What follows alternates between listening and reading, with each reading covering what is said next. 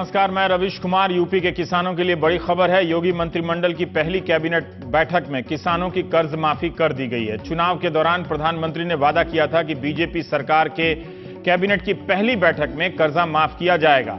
योगी सरकार ने यह वादा पूरा किया है। वादा लघु और सीमांत किसानों के बारे में ही था और ऐलान लघु और सीमांत किसानों के बारे में ही है। स्वास्थ्य मंत्री सिद्धार्थनाथ सिंह ने बताया कि यूपी में 2 करोड़ 15 लाख लघु और सीमांत किसान हैं। इन किसानों का 30,729 करोड़ रुपए का ऋण माफ कर दिया गया है, किया जाएगा। इन किसानों का 1 लाख रुपए तक का फसली ऋण माफ होगा। जिन लोगों ने 1 लाख तक की फसली ऋण ली है उनके खाते से इतनी राशि अपने आप निकाल ली जाएगी, माफ हो जाएगी। इसके अलावा 7 लाख किसानों का एनपीए नॉन प्रॉफिटिंग एसेट जो है वो माफ होगा, यानी जो लोन किसान देने की हालत में नहीं है वो भी। 7 लाख किसानों का एनपीए अमाउंट जो है 5,630 करोड़ रुपया है जो अब माफ होगा। कुल मिलाकर योगी सरकार ने 359 करोड़ किसानों रुपया जो है किसानों का कर्जा माफ किया है। किसी भी राज्य सरकार के द्वारा यह पहली बड़ी ऐसी राशि है और ऋण माफी है। 2 करोड़ 15 लाख लघु और सीमांत किसान हैं। उनका हम लोगों ने जो ऋण माफ किया है वो है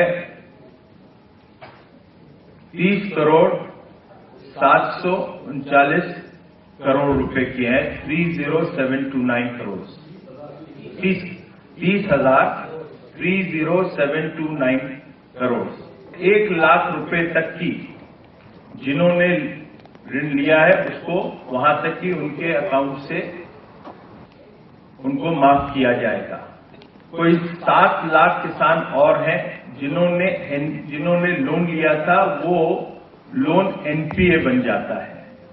उनके जो लोन का अमाउंट है वो है 5630 करोड़ 630 करोड़ 5,630 करोड़। और ये जो लोन है ये फुल हम लोगों ने राज्य सरकार ने इसको माफ किया है। एनपीए को पूरा माफ कर दिया है। बाकी 1 लाख तक का ऋण माफ हुआ। फसली ऋण मतलब बीज खाद के लिए बुआई के समय लिया जाने वाला कर्ज। यह बहुत बड़ी राशि है। हर तरह के बैंक इसमें शामिल हैं। ग्रामीण बैंक, व्यावसायिक बैंक, सहकारी बैंक। सिर्फ जिन्होंने महाजन से लोन लिया है उनका माफ नहीं होगा। 36,000 करोड़ की राशि कहां से आएगी, इसके लिए मुख्य सचिव की कमेटी रास्ता खोजेगी। सिद्धार्थनाथ सिंह ने साफ साफ कहा है कि यह माफी इसी वित्त वर्ष में होगी। बजट में राशि मंजूर की जाएगी और उसके बाद से प्रक्रियाएं शुरू हो जाएंगी। इसके अलावा योगी सरकार ने यह भी फैसला किया है कि यूपी में गेहूं खरीद के 5,000 केंद्र बनाए जाएंगे। किसानों के लिए पानी और छांव की व्यवस्था की जाएगी खरीद केंद्रों पर। वहां पर पैसा सीधा किसानों के खाते में जाएगा, बिचौलिए के खाते में नहीं जाएगा। 80 लाख टन गेहूं खरीदने का लक्ष्य रखा गया है। न्यूनतम समर्थन मूल्य 1,625 रुपए के अलावा हर क्विंटल पर 10 रुपए अतिरिक्त दिए जाएंगे। आलू किसानों की समस्या का समाधान के लिए एक कमेटी बना दी गई है। बूचड़ खाने के बारे में सरकार ने कहा है कि जिनके लाइसेंस का नवीनीकरण होना है या जिन्होंने आवेदन दिया है उनका नवीनीकरण किया जाएगा। सरकार को कोई दिक्कत नहीं है। 26 अवैध बूचड़खाने बंद किए गए हैं। जिन बूचड़खानों के खिलाफ अति उत्साह में कार्रवाई कर दी गई थी उन्हें बंद नहीं किया जाएगा। जो अवैध है वही नहीं चलेंगे। एंटी रोमियो दस्ते के बारे में भी सरकार ने कहा कि पार्क में या मॉल में सहमति से बैठे जोड़ों को पुलिस परेशान नहीं करेगी, उनका आई कार्ड नहीं मांगेगी। छेड़खानी की शिकायत पर ही कार्रवाई की जाएगी। सरकार ने कहा कि एंटी रोमियो दस्ते की जनता में खूब सराहना हो रही है। कमाल खान के पास चलते हैं। कमाल, किसानों की क्या प्रतिक्रिया है? 1 लाख रुपए तक की कर्ज माफी का पहली बैठक में योगी सरकार ने पूरा किया है। हाँ, कुछ किसान हमारे पास मौजूद हैं। इनमें से कई तकरीबन सभी लोग कर्जदार हैं। आपने कितना कर्जा लिया था? हमने 1 लाख लिया था। वापस कर दिया? वापस कर दिया सर। तो आप पछता रहे हैं? हाँ सर, कुछ तो होता है। थोड़ा थोड़ा पछता रहे। नहीं, आपने कितना लिया? अरे हम सर 25,000 लिया था, 31,000 हुआ है। वापस कर दिया? नहीं, वापस कहाँ सर, 5-6 साल से तो माफ हो गया आपका? हाँ, माफ। चलिए, बहुत बधाई हो। रामशरण वर्मा साहब हैं हमारे साथ। ये उन्नतशील खेती करते हैं इस इलाके में। वर्मा जी, आपसे ये जानना चाहेंगे कि किसान इससे कितने संतुष्ट हैं? नहीं, किसान सर ऐसा है, ये लघु एवं सीमांत किसानों के लिए बहुत अच्छा कदम हुआ है। और ये खास कर ये सरकार ने जो किया है हमारे सीमांत किसानों के लिए, उसको बहुत बड़ी राहत देने का काम है। जो जिन किसानों की कर्ज किसी तरीके से फसल नुकसान से नहीं जमा कर पाते थे, तो ये बहुत बड़ी राहत है। लेकिन ये जो है एक बहुत सारे देखिए किसानों से हम मिले कल से लेके आज तक, और हमने उनसे पूछा कि अगर आप कर्जा क्यों नहीं चुका पाए, वो कहते थे मेरे पास कुछ है नहीं चुकाने के लिए, हमारी जोत बहुत छोटी है। हाँ जी। और हमने पूछा कि अगर सरकार कर्जा नहीं चुकाएंगे जेल भेज देगी, क्या करेंगे? कहते हम जेल चले जाएंगे। क्या ये उपाय है? कल को फिर उनको खेती के लिए कर्जे की जरूरत पड़ेगी, कितनी बार सरकार ये दे सकती है? नहीं, ये तो खैर फौरी तौर पर उनके लिए ये सपोर्ट है, उनके लिए राहत है। लेकिन सरकार को हमारे जो किसान, छोटे किसान हैं, हमारे किसानों के पास छोटी जोत है, बहुत सारे किसान हमारे बहुत संख्या में 1 एकड़ 2 एकड़ की जोत के किसान उत्तर प्रदेश में हैं। तो उनके लिए सरकार को उनके लिए एक तो तकनीक देना होगा, उनके लिए साधन, बीज, अच्छी दवाई और उनको बागवानी की खेती की तरफ मोड़ना होगा। एक कारण ये भी हो सकता है कि उनको एक सहकारिता खेती की तरफ ले जाए सरकार, वो उनको बताए। आप चाहते हैं कि उसकी जो जमीन है, जो खेती कर रहे हैं, वो प्रॉफिटेबल होना चाहिए, बजाय इसके कि खैरात दी जाए। जी आप कुछ कह रहे हैं? यही जानना चाह रहा था कि ये जो माफी हुई है वो ठीक है कि सरकार का अन्य काम है, सरकार ने ये नहीं कहा कि हम खेती के प्रोत्साहन के तरीके सारे बाकी बंद कर देंगे। मैं ये जानना चाह रहा था कि ये माफी हुई है, बड़ा फैसला है। अगर जिन किसानों ने लौटा दिया है उनको तो बधाई, वो अच्छे किसान है, लेकिन जो नहीं लौटा पा रहे हैं उनके लिए तो ये बड़ी राहत की बात है ना। तो इससे उन लोगों पर क्या असर पड़ेगा? आप जिनसे जो उन्नतशील खेती करने वाले उनसे जरा पूछिए। नहीं, जिन लोगों ने बहुत गरीब लोग थे जी, उनके ऊपर कितना इससे फर्क पड़ेगा, कितना फायदा होगा? नहीं, जो लोग बहुत गरीब थे उनके ऊपर तो जरूर फायदा पहुंचेगा, क्योंकि वो कर्ज अदा नहीं कर पाते थे, किसी तरीके से उनकी फसल नष्ट हो गई थी, या कुछ वो खेती में उनकी आमदनी, क्योंकि हमारे पिछले दिनों में कोई भी फसल के रेट अच्छे नहीं रहे, तो उनके लिए तो एक फायदा है, उनके लिए फायदा है। लेकिन यदि उनको और भी फायदा पहुंचाना है सरकार को, तो उनको एक तकनीक की तरफ मोड़ना होगा, उनको आधुनिक कृषि यंत्र देना होगा और उनको आधुनिक कृषि बीज देना होगा। हम बताएं कि हमारे गांव के आसपास में लोग पहले यहाँ मजदूर थे, छोटा और धान गेहूं की खेती करते थे। आज उन्होंने बागवानी की तरफ मुख किया और बागवानी की फसलें शुरू की। इसके पड़ोस का हमारा एक गांव है, उस गांव के किसान करीब 75% लोग मजदूर थे, मजदूरी करने के लिए शहर जाते थे और काफी सारा कर्जा था। आज 1200 आबादी वाला गांव है, लगभग 3 करोड़ के आसपास वो गांव प्रति साल टमाटर पैदा करता है, बेचता है। तो एक तकनीक का एक उदाहरण है जो आपको हम बताना चाहूंगा। मतलब एक ही चीज नहीं है, ऋण माफी हुई, आपका कहना है कि वो एक अच्छी बात है, लेकिन कर्ज हमेशा माफ नहीं हो सकता है। आगे के लिए वो अपने पैर पे खड़ा हो। और तमाम सरकारें आती हैं, वो किसान के नाम पे वोट लेती हैं, लेकिन उतना करती नहीं है खेती के लिए। आपका ये कहने का मतलब? बहुत बहुत शुक्रिया कमाल, आपका हमसे बात करने के लिए। ये भी एक ध्यान में रखना होगा कि हर बार मांग जरूर उठती है कर्ज माफी की, लेकिन हर बार माफ नहीं कर दी जाती है। पिछली बार 2008 में देश के स्तर पर 50-60 हजार करोड़ का माफ हुआ था, लेकिन इस बार 2008 के बाद उत्तर प्रदेश के स्तर पर 36,000, करीब 37,000 करोड़ का माफ हुआ है। मांग महाराष्ट्र में भी हो रही है, आंध्र प्रदेश में, तमिलनाडु के किसानों को और ज्यादा जरूरत है। वहां पर हर जिले को सूखा प्रभावित घोषित कर दिया गया। देवेंद्र शर्मा हैं हमारे साथ। देवेंद्र जी, मैं आपसे पहली प्रतिक्रिया जानना चाहता हूं कि कम से कम शुरुआत हो गई, कोई बात नहीं कर रहा था कि किसानों की कर्ज माफी की, एक तरह से ये शुरुआत तो हो गई ना, पहला कदम तो बढ़ गया इस दिशा में।